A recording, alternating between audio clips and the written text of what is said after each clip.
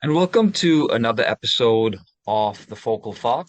My guest today is Danielle Herrera. How are you, Danielle? I'm great. How are you? Good, good. Thanks for coming on the show. Danielle, you are a psychotherapist providing psychedelic-assisted psychotherapy, psychedelic integration, and harm reduction psychotherapy. And you are a, course facilitator as well at Mhm, the Beckley Academy and a mhm. supervisor and clinical consultant for Alchemy Community Therapy Center. So welcome to the show. Thank you so much. I'm so glad to be here. Awesome. First off, I wanted to ask, with addiction, I've got a very simple theory Mhm, that addiction is mhm, unchanneled energy. It's basically energy that wants to go somewhere. mhm. How accurate am I? Is it too simplified, or am I sort of on the wrong or right track? What are your thoughts on that? I think that's a great theory. One of the things that we say about addiction in the realm that I work, which is very harm reduction oriented and very like psychedelic friendly, and ultimately just very loving towards drug users, is that people who are drug users or oriented towards like lead into addiction, air quotes at some point, we call that a chaotic relationship with the drug. We also want to think about them as seekers, right? So when you say there's this energy that wants to be expressed, I think that that's kind of a part of that seeking quality. To me, I really get this sense of people wanting to answer some of the big questions of life. Why are we here? What's the point of it all? What happens after we die? Is the point to just have pleasure? Is the point to have a mystical experience? Is the point to have some sort of union with the divine, you know? And so you see a lot of people who overlap in the categories of chaotic relationship with drugs, for example, and those who are capable of something like spiritual emergence, or people who are, like you're saying, energy. It's like people who are really incredible artists or writers or poets, etc. So yeah, I would say you're onto something there. And do you find, in terms of the energy of addiction, is it the same? I know you're speaking about drugs, but if it's something like food or work or, other categories, do you find it's the same sort of source or disguised Yeah. as something different? Yeah, I think one way to speak about this is probably a little bit from my orientation, both as a therapist, but ultimately as a person, which is that I take a very like spiritual approach to life itself. I'm a student of mysticism. It's a universalist Sufi lineage, and so within that, we look at all of these things: the impulse towards addiction, the impulse towards towards creating art, the impulse towards a deep, like loving relationship with another human being. So much of it being this sort of experience, this longing, this yearning for a connection with something bigger. So yeah, I would say that I agree that there's kind of something we're all sort of seeking, and going to therapy and sitting in front of somebody and saying like there's this feeling of separation that I have that is so inherently human, and yet I want to fulfill it. I want to feel some experience of union, and there's all these different paths towards union. Maybe it's even people being like, um, well, if I just have my dream job, if I have my career, I'll be able to have that. And either way, I think it's like a part of just this human instinct to merge with. And the completion, the with is like who are we speaking? Who is that about? Could be different for everybody. Got it. And in your work with people, do you Mhm. notice, is it mostly nature, mostly nurture, a combination of both? Great question. It's like a classic psychology one. Yeah, definitely a combination of both. Yeah, it's a big part. I know you listed like the type of work that I do, and ultimately, I'm a psychotherapy nerd. I've been wanting to do this since I was 3 years old when I first met my first social worker therapist, and was like, "Wow, I didn't know that adults could be so kind and considerate." And after that, I was like, "I'm gonna do this." So it led into me doing like psychedelic work, and led into me doing work with spiritual emergence and integration, and the people who exist on the fringes of society. But so much of my everyday work is like today. Like who did I see today? I saw multiple people who have who meet criteria for complex post-traumatic stress disorder. I'm also somebody who meets criteria for complex post-traumatic stress disorder. I've been in therapy for many, many, many years, multiple decades. Yeah. But so this question of like nature and nurture is like the one that I'm probably playing with every single day. It's really, like hearing somebody's experience and then looking at that landscape and saying, oh my gosh, this makes so much sense. What's happening to you makes so much sense considering how abusive your father was, considering how unmirrored you felt by your mother. And then also saying that, well, that makes sense. And it feels like there's this learned behavior, this like intergenerational even stuff that you've gotten from your family, from your community, from your culture. There's this other aspect that is like core to your essence, so your nature, your human nature, where we could pluck you out of your system and still for some reason you would be this sweet, this driven, this creative. That is core to just your personality, who you are, if we took it all away. And so we're wanting to embrace that. We're wanting to like take that essence and turn the volume up while healing all the stuff and understanding, being compassionate about all the stuff that happened over here in the nurture aspect, if that makes sense. Well, definitely. And the reason I also ask that is, we hear stories of people who have addictions to, maybe substances or to work or to food or things like that. And then some people, it's very easy for them to quit cold turkey. Overnight, they can just stop. Whereas some people, they can maybe quit, but then there's a relapse and it comes back. And some of them are very successful. They can go on, maybe even 20 years I've heard of, and then suddenly it comes back. Whereas some of them, it might take a bit longer, but for the rest of their life, there's no more addiction for that, particular usage. So sometimes I wonder, alongside with the nature and nurture, does it have anything to do with what your central belief is? Like you talked about the core personality, because, if you believe that this substance is going to save you every time, Mm-hmm. then even subconsciously, why would you stop it? Unless Right. you have a belief that says, you know what, this substance is not really saving me. I'm thinking that it's saving me, but really it's not. And for that reason, I don't want to do it. Or, maybe the classic example with smokers, some of Right. them come to the realization that in terms of a health issue, I'm actually smoking chemicals, with the studies we've done today, with the advertising that's showcasing that, whereas Mm-hmm. perhaps before they weren't sharing those studies or showcasing it on the advertising, right? Yeah. So how much of that is maybe something as simple as belief, maybe? Totally. Yeah, that's great. I love that you ended on belief because one of the words, honestly, that came up, we're just going to work with this, was faith. And Yeah. this definition that my teacher, who's a Sufi Murshid, and he's a chair of religion at Naropa University, he gave me for faith, which is faith is something that I cannot prove to you, but I can't not deny to myself.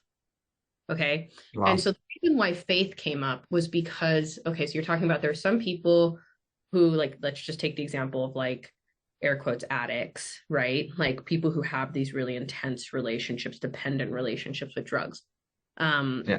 in the range of like people who can stop or change that relationship, or people who don't, like what's kind of happening there. I do think belief or faith comes into it. And a couple people actually who I love very dearly come up. There's a reason why I do this work. I got into this work because I was raised by addicts. My mom was a chaotic methamphetamine user. My father is a chaotic heroin user and still is to this day. He didn't Yeah. raise me. My mom is 14 years sober. So, basically, I got into addiction work quite literally because it was completely natural for me to love people who use drugs. And what's the difference between my father and my mother? Well, honestly, my father didn't have any belief or faith. He didn't have he's experienced, from what I can see, what I can tell, seems very like nihilistic, like a, well, life is just suffering. right? And so we might as well just continue with that. It's all hopeless. There's this lack of belief that there could be even any other way. Whereas my mother, she had a full-blown spiritual emergence from her experience. Yeah. And her, this is just her experience and not everybody has to have this. But her thing was, well, I had to get to a point where I realized, again, her word for this, but God alone, that God alone could, my relationship with God alone could fill this void, this need for me to be attached to something. And she also has CPTSD, experienced a lot of like childhood sexual traumas, that kind of stuff. So it made a lot of sense. I think about something like addictions. And the reason why I keep using the air quotes and talking about it as a relationship is because it is, right? So for her, for somebody like my mom, it was, she couldn't depend on any humans. The humans who she did depend on hurt her severely. So who's more reliable than human? Drugs. Alcohol will always be the same. Like it's so it's so reliable, so predictable. Humans, they're not predictable, right? So she was trying to attach to something because her attachment system had been broken. It was harmed. And so here Yeah. she is trying to attach, trying to make contact with. But the thing that she was making contact with ended up becoming toxic, right? It's like she couldn't be in a relationship with that toxin in a way that just gave her what she was looking for. Then all these other things happen. So what she had to do was actually disconnect and reconnect to something way bigger than all of that, which was first her relationship to nature, secondly her relationship to her ancestors, third her relationship to mystery and wonder and awe and magic, and then finally her relationship to a sense of divinity, to God, to the universe, to spirit, to whatever we want to call it. But now she's sober. So hope that answers Wow. it. Yeah. Well, definitely. And like you're saying, here's two people that had their own beliefs, and Yep. one led down the road of self-sabotage, whereas the other led down the road of self-validation, right? Totally. And Totally. Hmm. completely night and day responses from both of them. Absolutely. Absolutely. Someone once said to me that their son was on some sort of substance abuse and he was having a hard time with it, being a parent. Hmm. And they had tried different treatments. Hmm. Um, and then he just asked me if I could suggest anything. And again, I'm not a counselor or anything, but just off the thought of my head, I said, why don't you ask him, like you kind of touched on this, to find a purpose that is bigger Yes. off himself, Yes. right? Then he Yes. can spend his time, thinking, believing, chasing that purpose where you Hmm. don't even get time to entertain thoughts on Hmm. addiction. Again, I don't mean to downplay anyone who Oh, has, totally. chemistry Totally. issues or, medical issues, things like that. Totally. Yeah, I'm trying to remember who said this, but it was like, was it Gabor Mate? It might have been. Who knows if I'm, but it was, we always ask why, like, why the behavior? Like, why are you like this? But never why the pain, you know? Yeah. And so there's like this person you're talking about, it's like, it kind of even extends beyond that. It's like, rather than just being like, oh, what is wrong with you? Why are you making this choice? Can we be really curious as to like the intelligence as to why somebody would would even be oriented towards a relationship with drugs, right? It's like Yeah. they're, humans aren't stupid. We don't use drugs for no reason. We're trying to ultimately change our experience. Well, why is he trying to change his experience? And I think that, I think that the larger thing that you're saying here too is like, sometimes, especially I think in like American Western culture, like a secular, like very like materialistic culture, colonial culture, like what happens is that we don't have a metaphysics, a system, like we don't have like a philosophy, a cosmology to understand or to even work with the internal human experience of our pain, right? So Yeah. this person, it's like, you're only just hearing this tiny little synopsis of him, and I'm like, I love how you were oriented towards being like, well, like towards wanting to ask him about his purpose, and it's beautiful because I'm like, what it makes me think of is that, like, well, in this system that we have, we don't do that. We don't ask people about, hey, what do you think about life? Like, what do you think is happening here? What do like, it's so small. It's just a relationship escalator, go get a job in tech, and then you should be happy, right? And then like it's so yeah, I'm really glad that there's people like you who are like curious in that direction, you know? You know what I wish, and maybe we'll get there, that in maybe in elementary school, I was going to say high school, but maybe even as early as elementary school, we start teaching people about external validation versus self-validation. Absolutely. Because I think most of the problems are people leaning on to other people or other things or other substances, etc. And we go on and on, rather Mm, than leaning in on their own inner strength. And I so get that being, babies, mhm. we're forced to have external attachment because without that, we cannot survive. We need Yep, someone to feed us yep. and also to feed us spiritually and also to feed us educationally, right? To bring up our minds. You know, But then we kind of get stuck with that, right? And yep, then we use other things as a facade, yep. but really we're not trusting ourselves. We're not going to ourselves. We're always going to other people. Mhm, Some people it's work, mhm. again, substance abuse, maybe even things like music, distractions, things like that. Yeah, If we had a really strong sense of self yeah. and we were secure in that, then the Right. addictions wouldn't be as powerful. Yeah. I fully agree. And here's where my systemic brain comes in too, because I'm like, that is so accurate. That's exactly what I feel.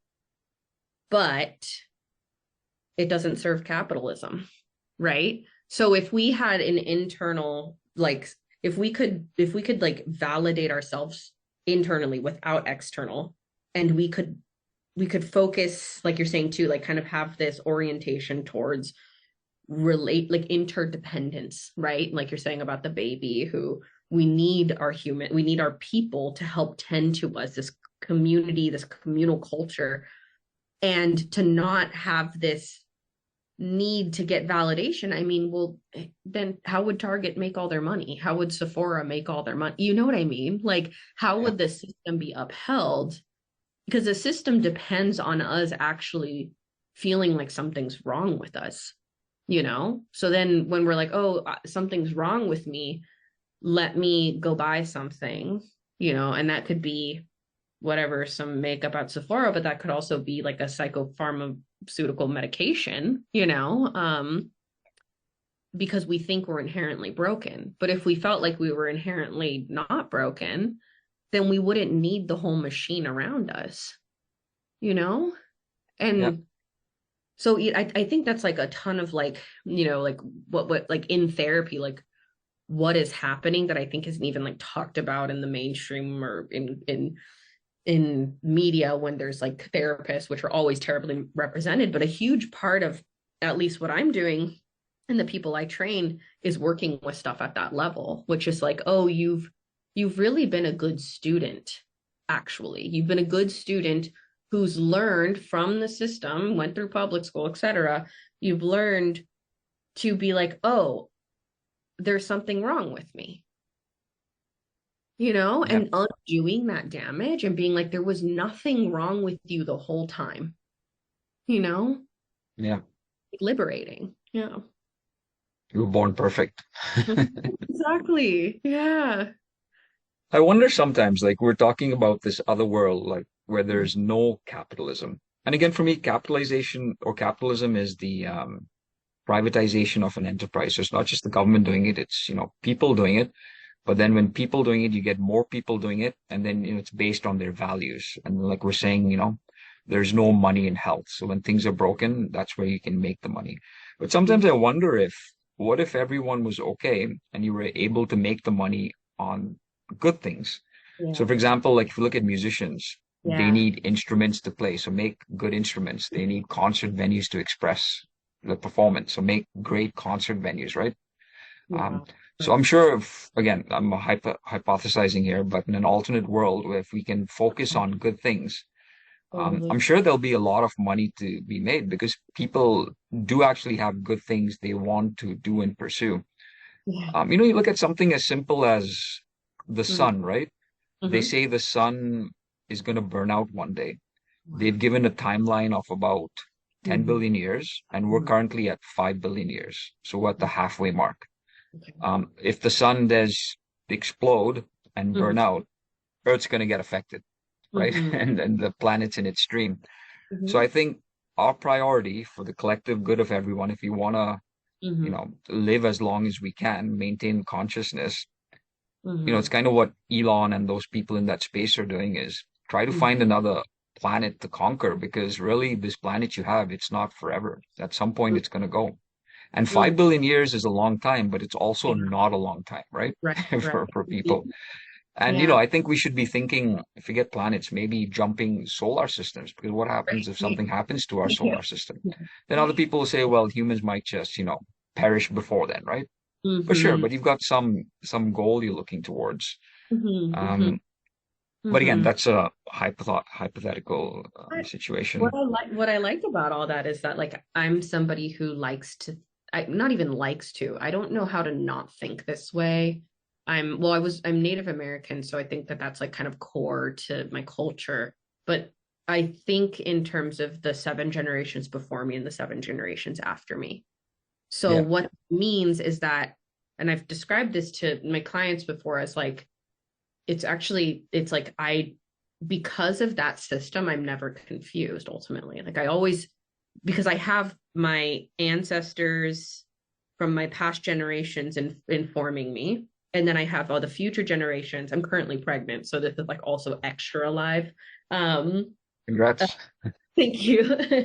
And I see all my descendants, and I'm like, okay, well, everything I do, every choice that I make affects both of them because I also believe that that's how that works, like you can heal the past and you Yeah, can the future. And so, well, it actually really clarifies every action I take down to this kind of thing that you're talking around like ultimately like I mean the collapse of our planet, the impending, doom. It's this place where, like, okay, well, what can I do to protect those who I have any degree of control or power to protect, you know? yeah, Um, and so it's like making these choices, like you're saying too, of like, I'm gonna do the work that I love, not for the money that I get from it, because yeah. kind of like life is too short ultimately. One of the most common things, actually, this is one of the most fun parts of my job. It's a silly little thing, but it's just like hearing about people's work. It's like that's what people do. And there's so many jobs out there that I would have otherwise never known existed. But a common thing people tell me when they're talking about their jobs is it's this place of saying, like you're saying, they're like, I didn't want to do this. Like, I didn't want to do this. I wanted to make music. That's where my heart is. That's what I love. But making music doesn't pay the bills. And so now I'm, I sell dental insurance, right? Yeah. And it's so common that people have this then experience of like, yeah, I actually have a hard time falling asleep at night because I hate insurance, and here I am working for it. Or, like I had somebody who was working with like software engineering, great skilled person, but was doing it for the porn industry and doesn't believe in that, but pays the bills, right? But Yeah. then had a hard time going to sleep at night because your values aren't in alignment with what you're doing every day. It is really tough because also you got a mortgage to pay and kids to feed, you know? Yeah. Yeah, so it becomes really radical to say, like, sure, it may be however long until we don't have this planet anymore, but in the extremely, extremely short term, while I'm here, like, what's the way in which I'm like consistently checking if I'm in alignment with myself and my values, you know? Correct. Yeah. I think I was reading someone said, imagine how different the world would be if everyone enjoyed going to work every day. Yeah. Oh Like gosh. literally. And it's not everyone, most people, right? Like, Yeah, yeah. And humans love work. Like humans are meant to work. We don't yeah, want labor necessarily, like to we don't want to be exploited and profited off of, especially in a non-reciprocal way. But like, you know, like you take somebody out, like somebody who's unemployed, for example, oftentimes that's when they tell you like, got back into working out, got back into my meditation practice, started writing my book, you know, like started a podcast, you know. So yeah, I also dream of that world where like we were all doing that. Yeah. And there's that unchanneled energy, right? If you're not going to put it to work or to your hobbies or to your passion, it's going to Mhm. go to addiction. And addiction really is, I guess, coming back to it, it's that energy wanting to do something. It does want to. I mean, like my mom did a lot of meth, and that energy, she built so many contraptions. You know, she like built a table and like a bike, like, and Yeah. like wrote a book. Like there was so much energy in it. Yeah, totally. Totally. Yeah, that's a good Yeah, point. the amount of desire you can get is it's amazing. It's like Exactly. untapped resources. Exactly, exactly. Yeah. Which is why something like psychedelic therapy is so cool, because it's like a way to tap into that energy in a therapeutic container, you know. I wish we had more time to go all the way into it, but that is, I feel like you got the theory. What is it? Nail, hammer, head, something like that. Hit the nail on the head. Yeah, that one. Exactly. If there's one thing based on your practice and the clients that you've met, the books you've read, the Mhm. podcasts, the learning that you've done, if someone wanted to stop something that is dangerously addictive to them, and Mm, sometimes most people don't know it is dangerously addictive, but assuming someone does mm, know and they want to stop but they can't, mm, is there mhm. something you can give them, a piece of advice to give them hope, not to cure them, but just to get on the starting points to recovery? Yeah, I mean, that's a great question. I'll go with the one that just like the first thing that came into my mind, the Rorschach response, which is just what I would say is that, and yet to hold this is that, and this is true for like for relationships, for addictions, for when you're suffering, it's that there is always more love. There is always more love. Like we get stuck in the like, this is the best I'll ever feel. It doesn't get better. Time and time again, people find, I mean, you see this in like relationships most commonly. They're like, oh my gosh, I was so obsessed with my ex and I thought we were going to get married, whatever it is.